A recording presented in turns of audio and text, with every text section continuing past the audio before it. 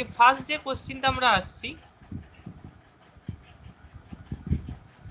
First কোশ্চেনটা হচ্ছে price discrimination is possible option A under any market form, option B under monopoly, option C only under monopolistic competition হবে, only under monopolistic competition, only in perfect competition, কি হবে? আমি একটু বলি, এটা কিছু আজকে মাইক্রোইকোনমিক্সের পার্ট অ্যাড করেছি। কি হবে? হ্যাঁ, এটা অ্যাকচুয়ালি না আন্ডার এনি মার্কেট হবে না, বি মানে আন্ডার অনলি আন্ডার মোনোপলি হবে। মানে অ্যাকচুয়ালি প্রাইস ডিসক্রিমিনেশন ব্যাপারটা কি আমি একটু বলছি। মাইক্রো ইকোনমিক্সের কয়েকটা কোশ্চেন আজকে অ্যাড করা আছে। প্রাইস ডিসক্রিমিনেশন হচ্ছে আমরা দেখতে পাচ্ছি একই প্রোডাক্ট ডিফারেন্ট প্লেসে ডিফারেন্ট প্রাইসে সেল হচ্ছে। প্রাইস ডিসক্রিমিনেশন আমরা যদি দেখি, একটা হচ্ছে geographical boundary wise price discrimination হয়ে থাকে, একটা হচ্ছে সার্ভিসের ক্ষেত্রে প্রাইস ডিসক্রিমিনেশন হচ্ছে, আরেকটা প্রাইস ডিসক্রিমিনেশন আমি কোয়ান্টিটি ইউজ করছি তার উপর বেস করে হচ্ছে আরেক ধরনের প্রাইস ডিসক্রিমিনেশন। অ্যাকচুয়ালি কি, আমরা যখন ধরো দেখছি যে একই প্রোডাক্ট আমাদের কলকাতায় যা প্রাইস সেটাই সেম প্রোডাক্টে মুম্বাইতে ডিফারেন্ট প্রাইস দেখতে পাচ্ছি, সেম প্রোডাক্টে দিল্লিতে ডিফারেন্ট প্রাইস দেখতে পাচ্ছি, সেম প্রোডাক্ট আমরা পারচেস করছি কিন্তু যে মানে প্লেস ওয়াইজ আমরা প্রোডাক্টটার ডিফারেন্সিয়েট দেখছি প্রাইসে। তো এটা একটা প্রাইস ডিসক্রিমিনেশনের এক্সাম্পল। ধরো ডাক্তার পেশেন্টকে দেখছে, হসপিটালে এক রকমের ফি নিচ্ছে, সে যখন প্রাইভেট প্র্যাকটিস করছে তখন এক রকমের ফি নিচ্ছে, হসপিটালে যখন অপারেশন হচ্ছে এক রকমের চার্জ লাগছে, আর নার্সিংহোমে যখন অপারেশন হচ্ছে এক ধরনের চার্জ লাগছে। তো এই জায়গাটাকে আমরা প্রাইস ডিসক্রিমিনেশনের একটা এক্সাম্পল হিসাবে দেখতে পাই। কোয়ান্টিটি ইউজ কিভাবে এক্সাম্পল দেখছি, যেমন ধরো সিইএসসি, ধরো এক্সাম্পল দিলাম, মানে ইলেকট্রিসিটি যে আমরা যদি দেখি তাহলে আমরা দেখতে পাচ্ছি যে ডিফারেন্ট ইউনিট ওয়াইজ কিন্তু চার্জ থাকে। 0 to 100 ইউনিট এক রকমের পার ইউনিট হিসাবে লাগছে, 100 to 200 ইউনিট, 100 to 150, 150 to 200 এরকম স্ল্যাব থাকে। যত আমরা ইউজ করছি, যত উপরের দিকে যাচ্ছি, পার ইউনিট চার্জটা কিন্তু পার ইউনিট হিসাবে তত বাড়তে থাকছে। অর্থাৎ আমি ইউজ করছি একই, কিন্তু মানে যত বেশি ইউজ করছি স্ল্যাব ওয়াইজ প্রাইসটা কিন্তু ইলেকট্রিসিটি পার ইউনিট বেসিসে ইনক্রিজ করছে। এই জায়গাটাও একটা প্রাইস ডিসক্রিমিনেশনের এক্সাম্পল।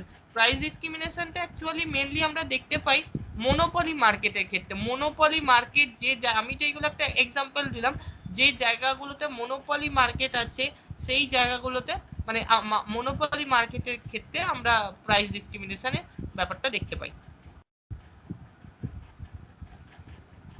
নেক্সট হচ্ছে as per the law of demand and price of a good are related। এখানে আমরা law of demand, এখানে আমরা মেনশন করেছি law of demand and price of a good are related। এখানে আমরা হবে কারেক্ট অ্যান্সার কিন্তু ইনভার্সলি। এখানে আমরা কেন, আমরা ল অফ ডিমান্ডের ক্ষেত্রে আমরা অ্যাকচুয়ালি কি দেখি, ল অফ ডিমান্ডের ক্ষেত্রে আমরা দেখি যে if individual taste and preferences, income of the individual, prices of other commodities remain constant, এগুলো যদি কোনো চেঞ্জ না হয়,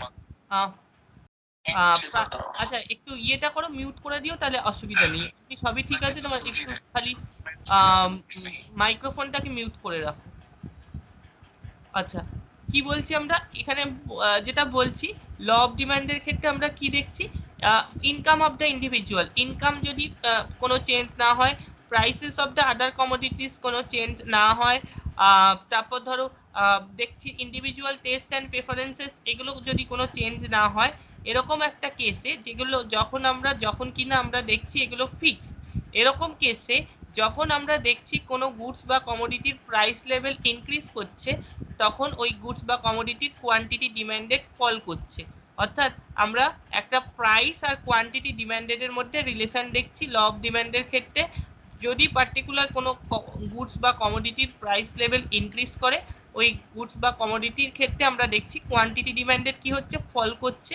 আর যদি দেখি প্রাইস লেভেল ফল করে, প্রাইস যদি ফল করে, তাহলে আমরা কি দেখছি, তাহলে আমরা দেখছি কোয়ান্টিটি ডিমান্ডেড ইনক্রিজ করছে। অর্থাৎ প্রাইস আর কোয়ান্টিটি ডিমান্ডেডের মধ্যে একটা নেগেটিভলি রিলেশন আমরা কিন্তু এক্ষেত্রে দেখতে পাচ্ছি। তাই জন্য আমরা কি বলছি, law of demand and price of goods are inversely related. Option B হচ্ছে আমাদের এখানে কারেক্ট।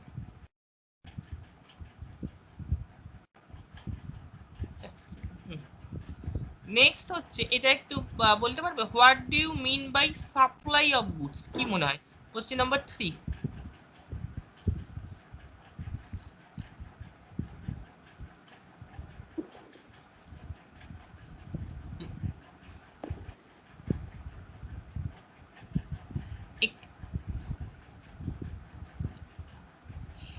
এখানে আমাদের কারেক্ট অ্যান্সার হচ্ছে অপশন ডি।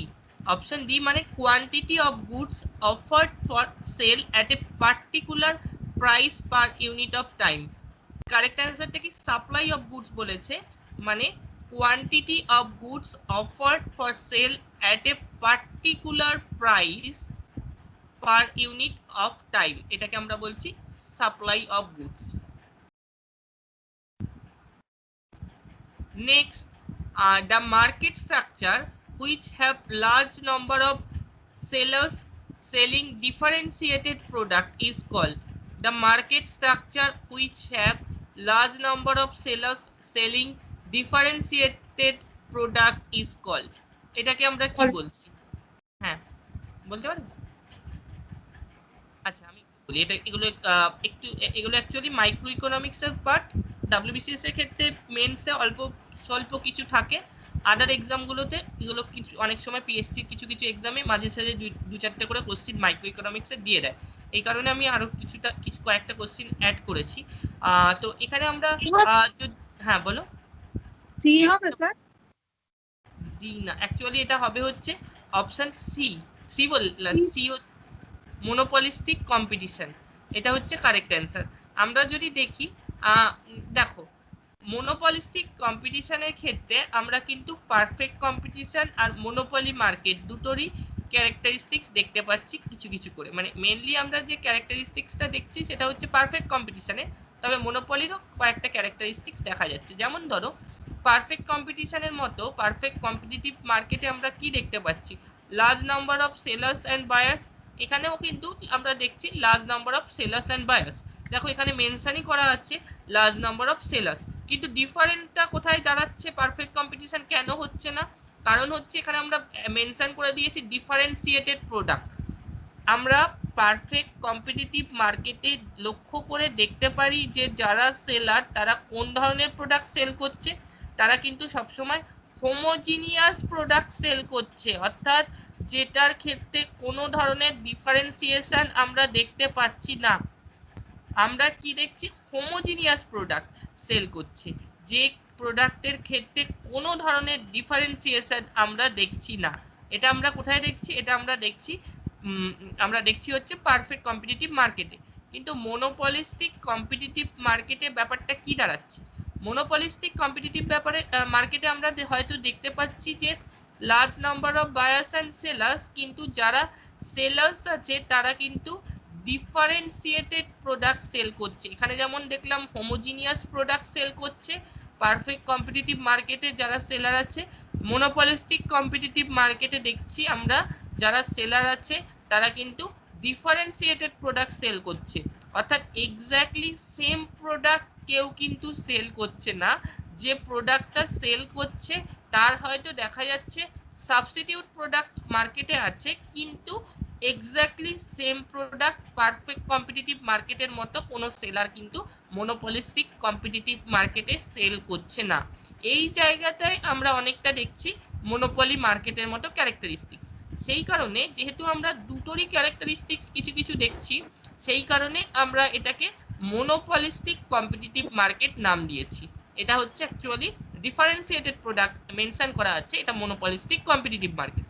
অলিগোপলিটা একটু বলি, তার আগে মোনোপলিটা বলি। মোনোপলি মার্কেটে আমরা কি দেখছি, মোনোপলি মার্কেটে আমরা দেখছি ওয়ান সেলার মেনি বায়ার, একজন বিক্রেতা অসংখ্য ক্রেতা মোনোপলি মার্কেটের ক্ষেত্রে আমরা দেখতে পাচ্ছি।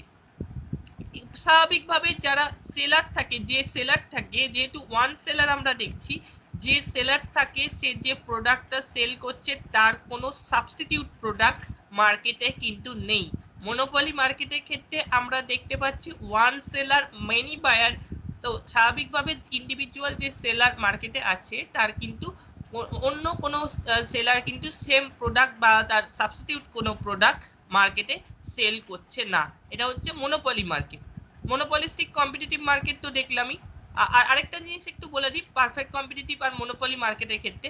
পারফেক্ট কম্পিটিটিভ মার্কেটে আমরা যারা সেলার আছে তাদের দেখছি হোমোজিনিয়াস প্রোডাক্ট সেল করছে, সেই কারণে আমরা বলছি যে পারফেক্ট কম্পিটিটিভ মার্কেটে সেলার যারা আছে, সেলারের পয়েন্ট অফ ভিউ থেকে দেখলে সেলার যারা আছে তাদের আমরা বলছি কি, তাদের বলছি প্রাইস টেকার।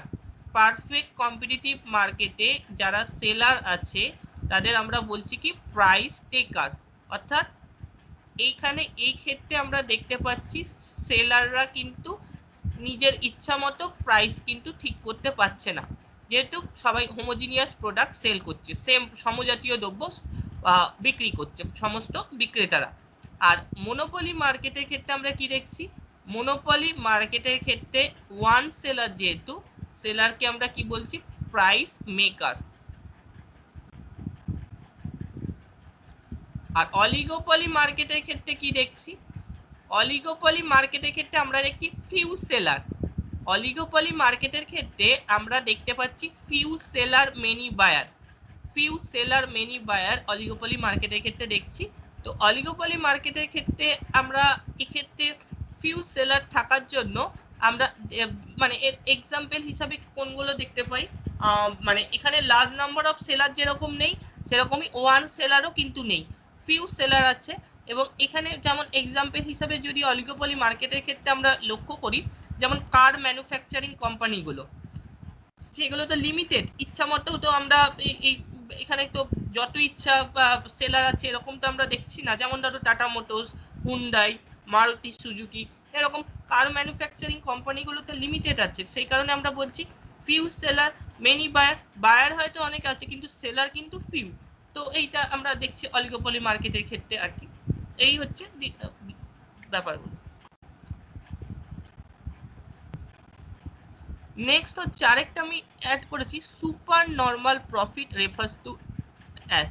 এখানে আমরা কারেক্ট অ্যান্সার বলছি option super normal profit refers to as option A high proportion of net profit. অর্থাৎ আমরা এখানে অ্যাকচুয়ালি নর্মাল প্রফিট হলে আমরা জেনারেলি নর্মাল প্রফিট হলে কি দেখি আর সুপার নর্মাল প্রফিট হলে কি দেখি সেটা একটু মেনশন করে দিই। জেনারেলি আমরা যখন নর্মাল প্রফিট হয়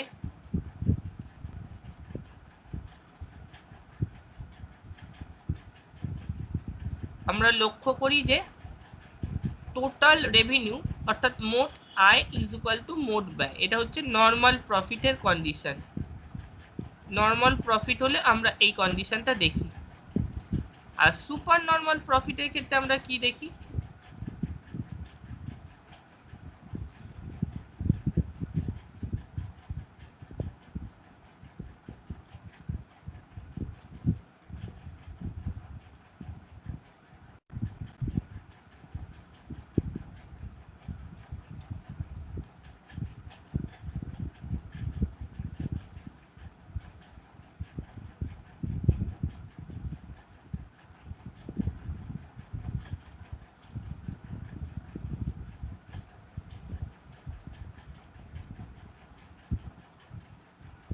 এই কন্ডিশনটা দেখি। সুপার নর্মাল প্রফিটের ক্ষেত্রে আমরা টোটাল রেভিনিউটা গ্রেটার দেন টোটাল কস্ট হচ্ছে, মানে actually high proportion of net profit বলছি, মানে এখানে আমরা টোটাল রেভিনিউয়ের পার্টটাকে টোটাল কস্টের থেকে বেশ কিছুটা বেশি হতে দেখছি সুপার নর্মাল প্রফিট যখন হচ্ছে।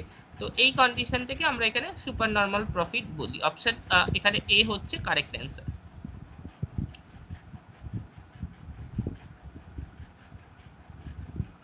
নেক্সট হচ্ছে এটা বলতে পারবে prices can be stabilized by,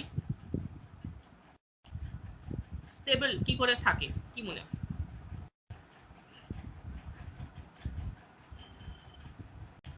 এ আর বি হবে, D.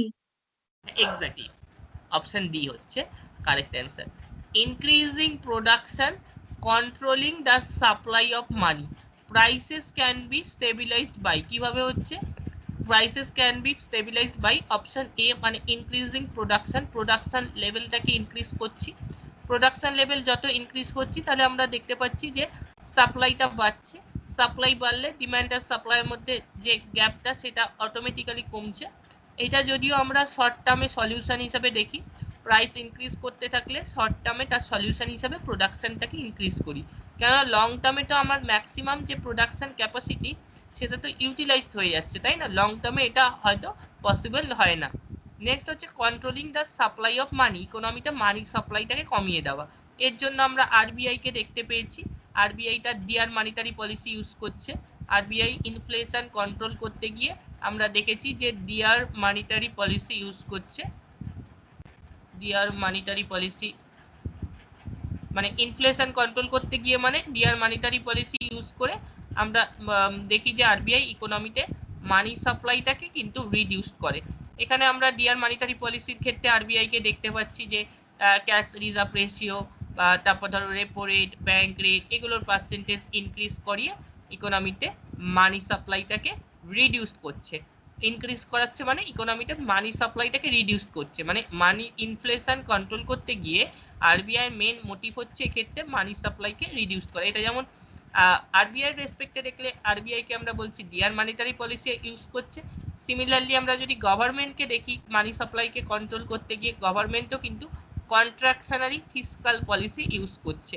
Contractionary fiscal policy use করে ইকোনমিতে গভর্নমেন্ট মানি সাপ্লাইটাকে রিডিউস করছে, মানে ট্যাক্সেশনের বার্ডেনটাকে ইনক্রিজ করছে কমন পাবলিকের ওপর, সাবসিডিকে রিডিউস করাচ্ছে, পাবলিক এক্সপেন্ডিচারকে রিডিউস করাচ্ছে, এইভাবে ব্যাপারটা হচ্ছে। তাহলে এখানে আমাদের কারেক্ট অ্যান্সার হচ্ছে option A and B, option D হচ্ছে কারেক্ট অ্যান্সার। নেক্সট হচ্ছে কোশ্চিন নাম্বার, নেক্সট যেটা আসছে আমরা question number 7, the basis of determination of dearness allowance of urban salaried workers and the government employees in India is? B হবে sir.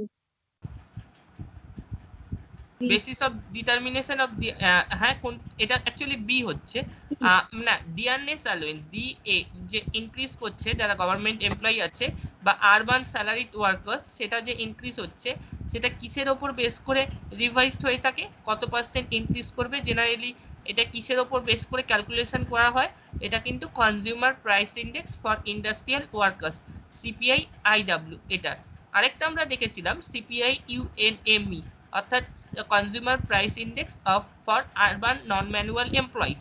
Urban non manual employees বলতে কাদের আমরা বলছি, যারা ধরো ফরেন যে কোম্পানিগুলো মাল্টিন্যাশনাল কোম্পানিগুলো আমাদের কান্ট্রিতে এসে বিজনেস করছে, ব্যাংকিং হতে পারে, ফরেন ইন্স্যুরেন্স কোম্পানি হতে পারে, ফরেন এমবাসিস হতে পারে আমাদের কান্ট্রিতে যেগুলো আছে, সেগুলোতে যদি আমাদের কান্ট্রির এমপ্লয়িরা কাজ করে তাদের স্যালারি ইনক্রিজ করছে কিসের ওপর বেস করে, তাদের স্যালারি কিন্তু ইনক্রিজ করছে, স্যালারি বলতে এখানে ডিয়ারনেস অ্যালাউয়েন্সের কথা বলছি, সেটা হচ্ছে সিপিআই ইউএনএমই অর্থাৎ consumer price index of for urban non manual employees.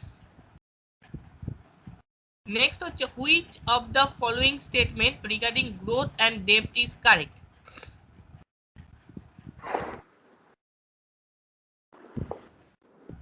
Question number 8. Which of the following statement regarding growth and debt is correct?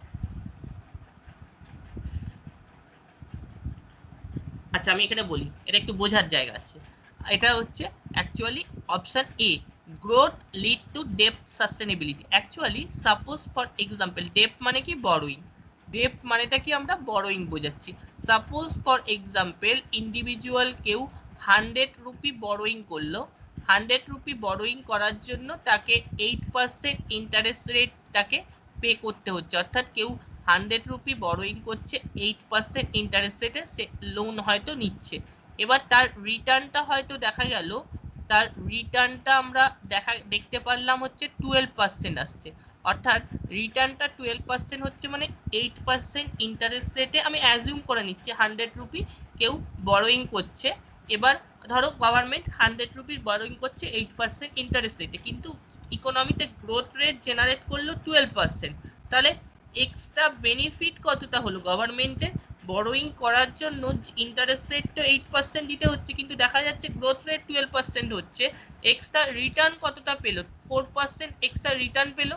না হলে তো কোনো গভর্নমেন্টই তো বরোয়িং করে যদি তার রিটার্নটা না আসে, তার যদি গ্রোথ রেটটা জেনারেট না করে, যতটা বরোয়িং করছে তার তুলনায় বেশি যদি ইকোনমিতে গ্রোথ রেট জেনারেট না করে, তাহলে তো কখনোই গভর্নমেন্ট বরোয়িং করবে না, তাই না? তাহলে এখানে নিশ্চয়ই গ্রোথ রেটটাকে আরো বেশি জেনারেট করছে বরোয়িং করে গভর্নমেন্ট যে যে সেক্টরগুলোতে ইনভেস্টমেন্ট করলো, যে জায়গাগুলোতে ইনফ্রাস্ট্রাকচারাল ডেভেলপমেন্ট হলো বা যে যে সেক্টরগুলোতে ইনভেস্টমেন্ট করলো, সেখান থেকে যদি গ্রোথ রেট বেশি জেনারেট না করে, তাহলে তো গভর্নমেন্ট নিশ্চয়ই বরোয়িং করবে না। তাহলে আমরা কি বলছি অ্যাকচুয়ালি? আমরা অ্যাকচুয়ালি বলছি যে growth lead to deep sustainability. Option A হচ্ছে এক্ষেত্রে কারেক্ট। নেক্সট হচ্ছে NNP MP is equal to, কি মনে হয়?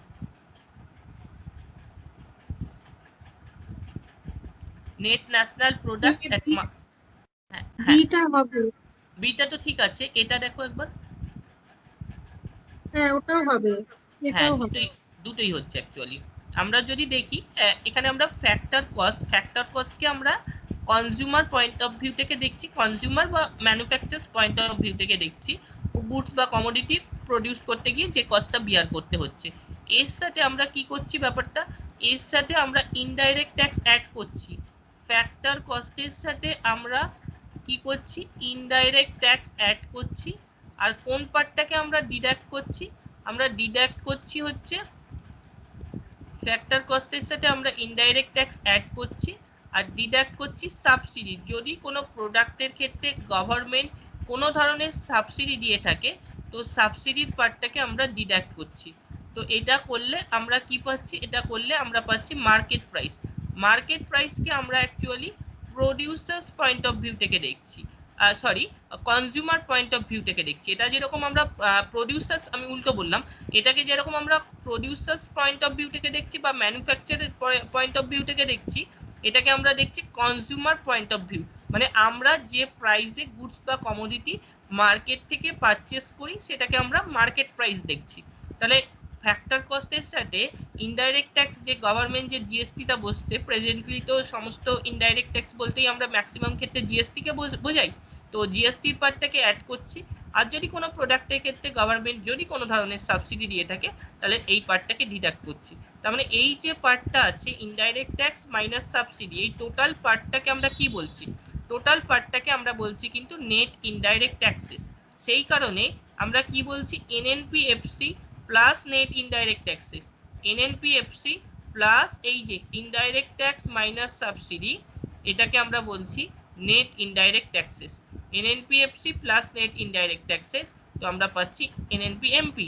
আর এখানে আমরা আরেকটা দেখো, জিএনপি থেকে আমরা জানি ডেপ্রিসিয়েশনের পার্ট বাদ দিলে সবসময় এনএনপি পাওয়া যায়। যেহেতু এখানেও এমপি আছে, এখানেও এমপি আছে, কোনো ফারাক করছে না, দুটো একই দাঁড়াচ্ছে।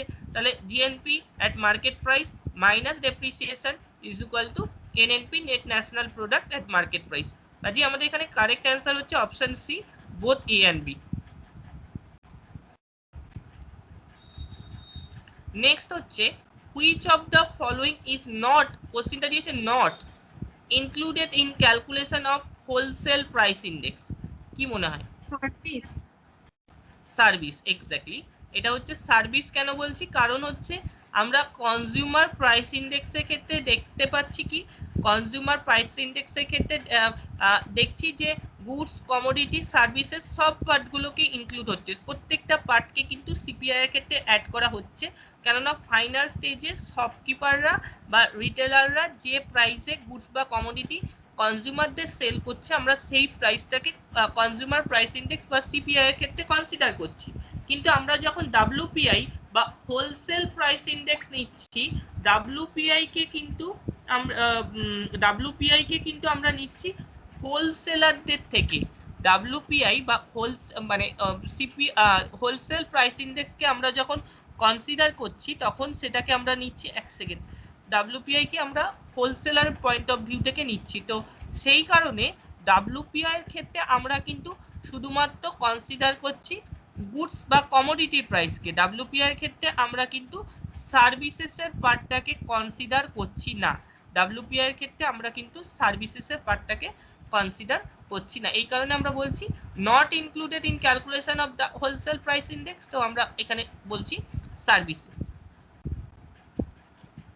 এটা ম্যাক্রো মানে এটা ডাব্লিউপিআইটাকে যখন আমরা প্রাইসটাকে কনসিডার করছি তখন আমরা যে ম্যাক্রো লেভেলে ব্যাপারটাকে দেখছি, আর সিপিআই এর ক্ষেত্রে ব্যাপারটাকে আমরা মাইক্রো লেভেলে দেখছি আর কি।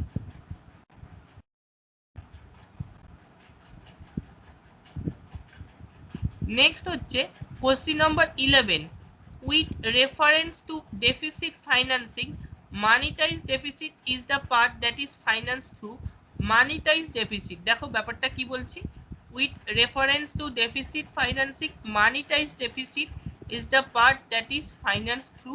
এখানে মানিটাইজ ডেফিসিট যেই মেনশন করা থাকবে কি হবে বলা যাবে? borrowing হ্যাঁ, borrowing from RBI RBI, exactly. Monetize deficit যেই মেনশন করা থাকবে আমরা বলবো borrowing from RBI, RBI থেকে borrowing করা মানে আমরা এটাকে বলছি monetize deficit. Next IRDA, regulatory authority of, আমি IRDA টা ফুল ফর্মটা বলছি না, হ্যাঁ এক্স্যাক্টলি ইন্স্যুরেন্স, কারেক্ট অ্যান্সার হচ্ছে insurance. Insurance regulatory and development authority act, IRDA বলতে IRDA stand for insurance regulatory and development authority act 1999, এটাকে আমরা বলছি IRDA।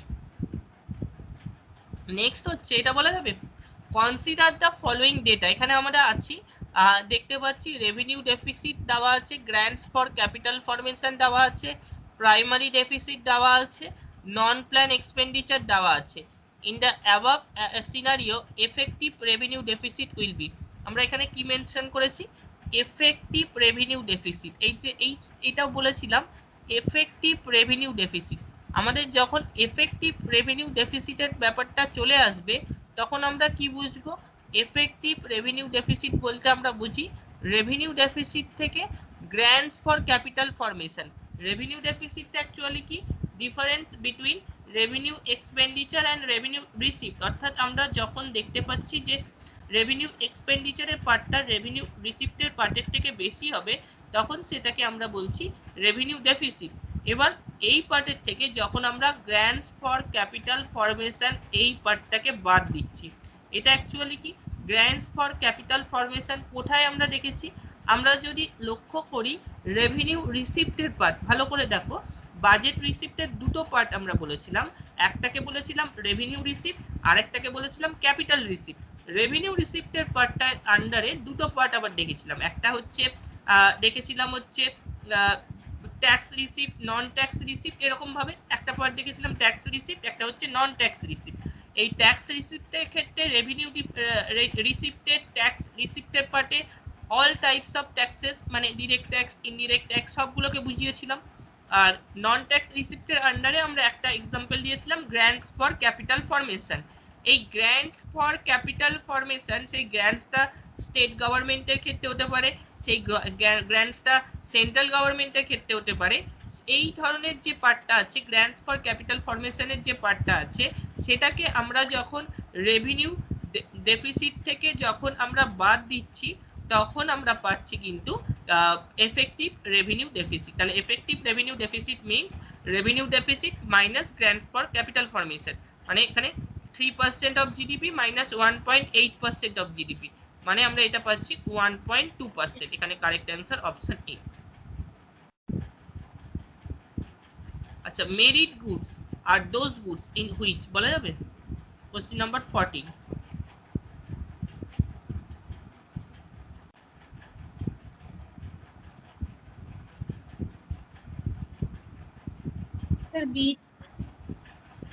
হ্যাঁ, এখানে আমাদের কারেক্ট অ্যান্সার না, বিটা তো প্রাইভেট বেনিফিট আছে, এখানে আমাদের কারেক্ট অ্যান্সার হ্যাঁ এ হচ্ছে সোশ্যাল বেনিফিট। মেরিট গুডস এর ক্ষেত্রে আমরা বলছি social benefit is much greater than such a private benefit to individual consumer. সোশ্যাল বেনিফিটটা কিন্তু অনেক বেশি হচ্ছে প্রাইভেট বেনিফিটের থেকে মেরিট গুডস এর ক্ষেত্রে।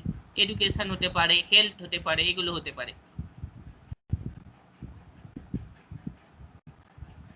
basis of corporation tax is, the basis of corporation tax, corporation tax কে আমরা অ্যাকচুয়ালি বলে থাকি কর্পোরেট ট্যাক্স। হ্যাঁ, এবার basis of corporate taxis, corporate এখানে কর্পোরেট ট্যাক্সই আছে, কর্পোরেশন ট্যাক্সও বলতে পারে।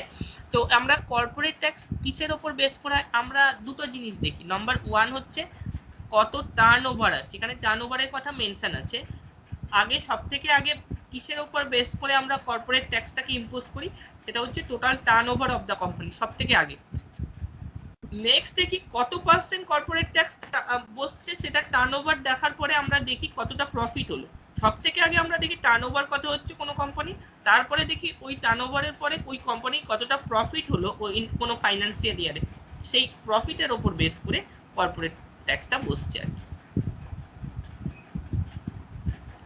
নেক্সট হচ্ছে which of the following measures inflation, inflation measure করছে কি, কোনটা বা কোনগুলো, কি মনে হয়?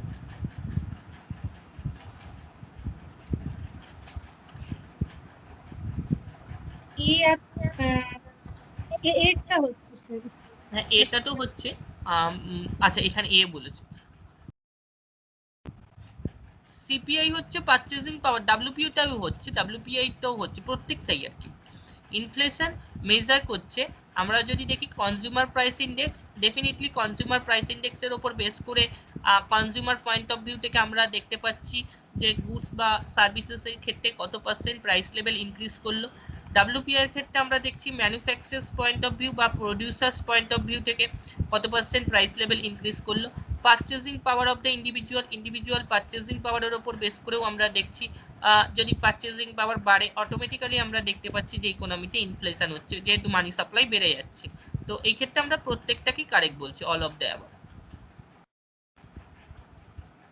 নেক্সট হচ্ছে the main objective of minimum support price is, minimum support price, main objective of minimum support price is, question number 20। Minimum support price একটু খেয়াল রাখবে, মিনিমাম সাপোর্ট প্রাইস আমরা কিন্তু দেখছি অ্যাকচুয়ালি ফার্মার্সদের দিকটা, ফার্মার্সদের দিকটা খেয়াল করছি মিনিমাম সাপোর্ট প্রাইসের ক্ষেত্রে।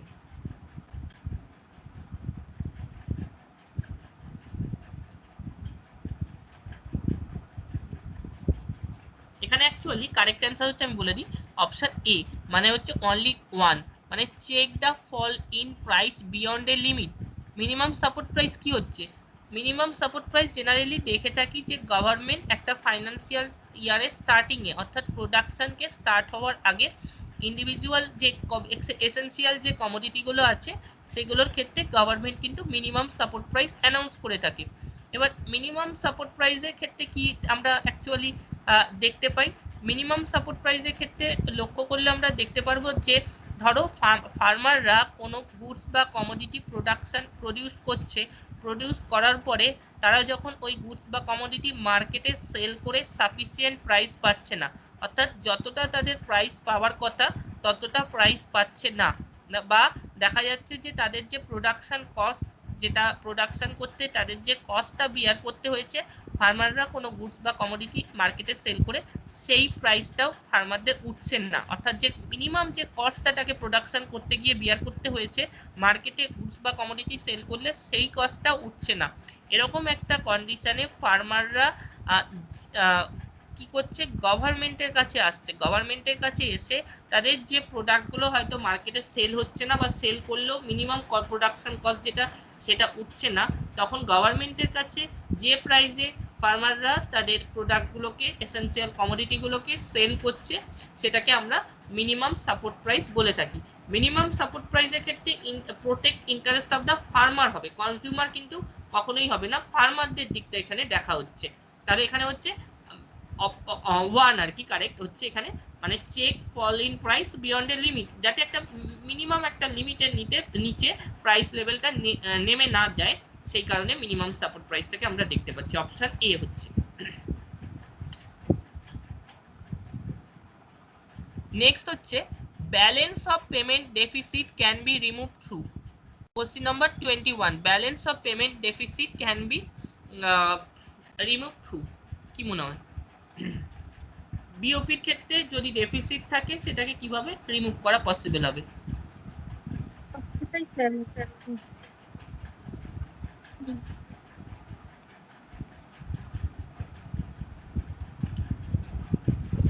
বিওপি বলতে তো আমরা কোনো একটা কান্ট্রির সাথে অন্য ফরেন যে কোনো কান্ট্রির সমস্ত ধরনের মানিটারি ট্রানজাকশনকে আমরা বলি, শুধুমাত্র এক্সপোর্ট ইম্পোর্টকে বলছি না, আদার যে কোনো ধরনের মানিটারি ট্রানজাকশন। তবে এখানে যে কন্ডিশনগুলো দিয়েছে সেগুলোর উপর বেস করে বলতে হবে আর কি।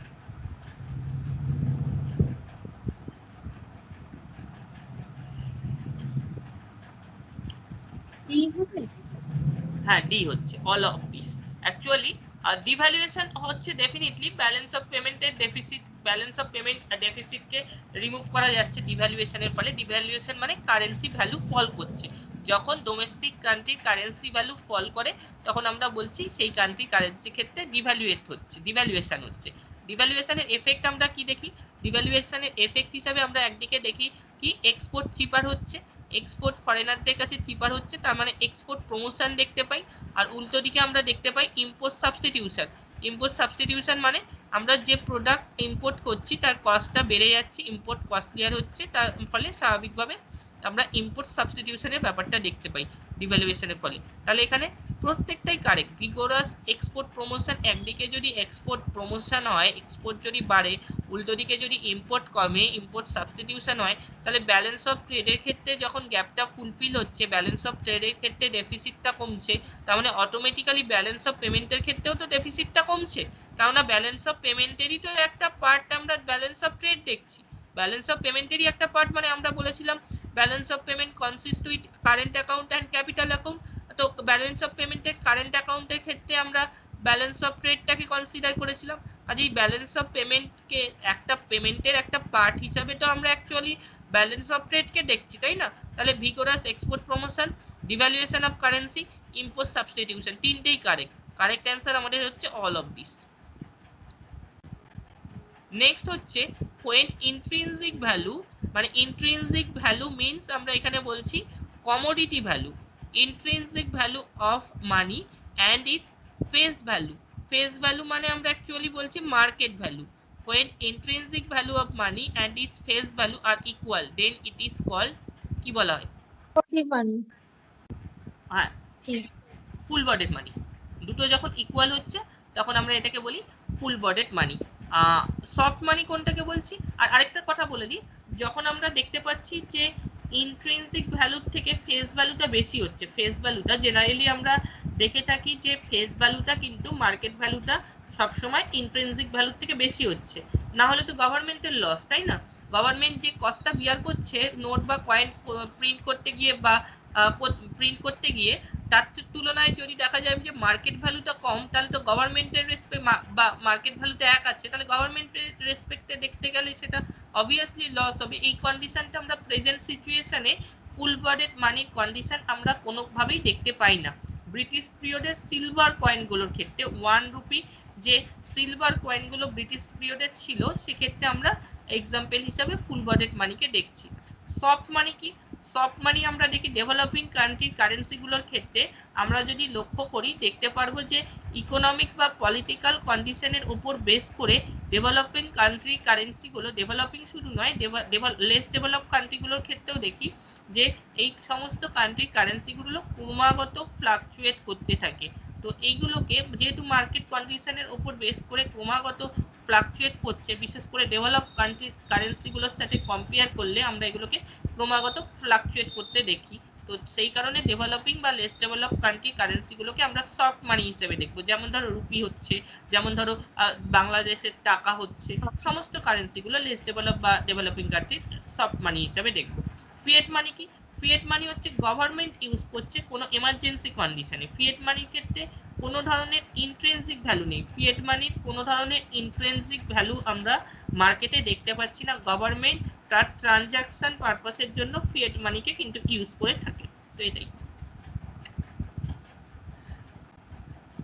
টুয়াইন deficit in a economy means, twin deficit বলেছি, কি মনে হয়?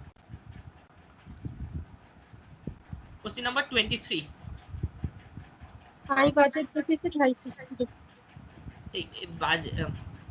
একটু ভুল হয়ে গেল। ফিসকাল ডেফিসিট ঠিক আছে, হাই ফিসকাল ডেফিসিট ঠিক আছে, আর তার সাথে high current account deficit. Actually balance of পেমেন্টের ক্ষেত্রে ডেফিসিটটা হচ্ছে এক্ষেত্রে, মানে ব্যালেন্স অফ পেমেন্টের ডেফিসিটটা হওয়ার মেন কারণ হিসাবে আমরা দেখছি current account deficit.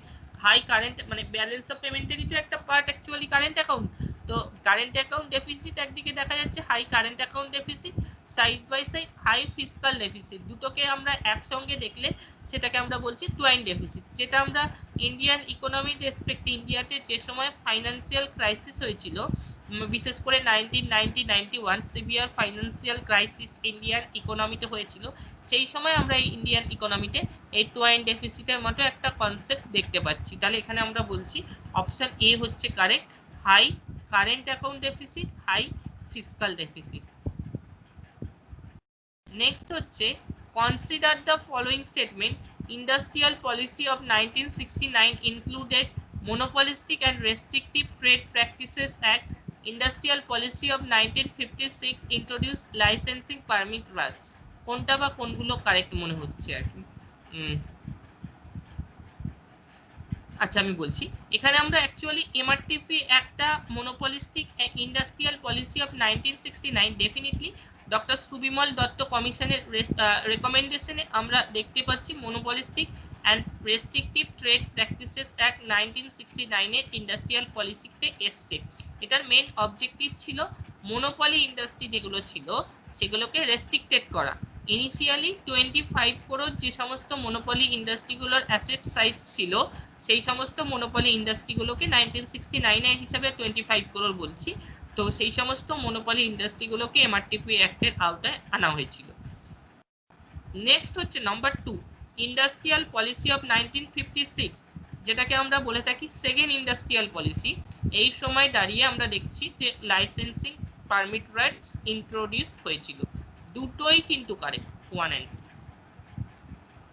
Option C হচ্ছে আমাদের এখানে 1, 2, 4। Increase in value of foreign commodities is known as, কি মনে হয়? Increase in value of foreign commodities, একটু ভেবে বলো, এটা পারা যাবে। একটু আগে আলোচনাও করেছি।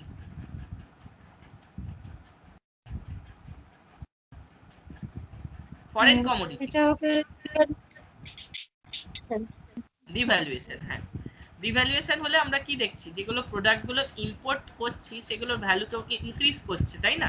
তাহলে এখানে আমরা সেটাই বলেছি, increase in value of foreign commodities. আমরা যে কমোডিটিগুলো ইম্পোর্ট করছি বোঝাচ্ছে, তার মানে সেগুলোর ভ্যালু ইনক্রিজ হচ্ছে, তার মানে এটা হচ্ছে অপশন বি, ডিভ্যালুয়েশন। নেক্সট হচ্ছে what do you mean by gross national product, GNP. GNP বলতে এখানে কি বোঝানো হচ্ছে?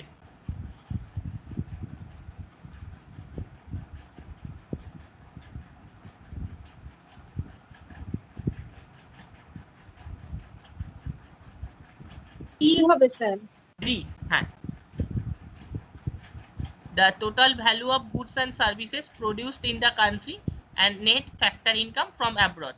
মানে আমরা অ্যাকচুয়ালি যদি লক্ষ্য করি তাহলে দেখতে পারবো যে গ্রস ন্যাশনাল প্রোডাক্ট মানে টোটাল, দেখো ফার্স্ট পার্টটা কি বলেছে, total value of goods and services produced in the country, মানে এটাকে আমরা বলছি জিডিপি, এটাকে আমরা বলছি গ্রস ডোমেস্টিক প্রোডাক্ট, প্লাস কি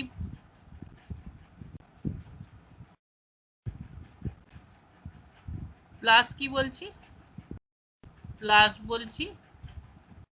প্লাস বলছি net factor income from abroad, মানে NFIA, net factor income from abroad. আমরা এটা বলেছিলাম, দেখবে জিএনপির ক্ষেত্রে এই পার্টটাকে আমরা বলছি জিএনপি হিসাবে।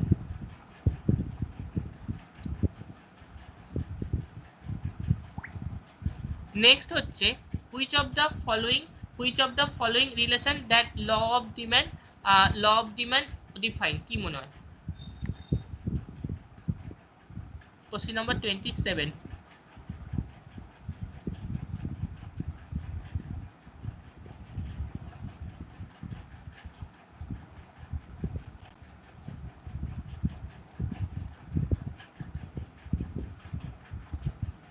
ল অফ ডিমান্ডের ক্ষেত্রে আমরা কিন্তু দেখছি option B, price and quantity of a commodity, মানে আমরা যদি দেখি ল অফ ডিমান্ডের ক্ষেত্রে কি বললাম, আমরা বললাম if other things remaining constant, মানে আদার থিংস বলতে ব্র্যাকেটে লিখতে পারো individual taste and preferences, income of the individual, prices of other commodities, এগুলোকে আমরা আদার থিংস বলছি, remains constant, then if prices of a commodity increases, quantity demanded of that commodity will be decreased and vice versa, মানে প্রাইসটা যদি increase করে quantity demanded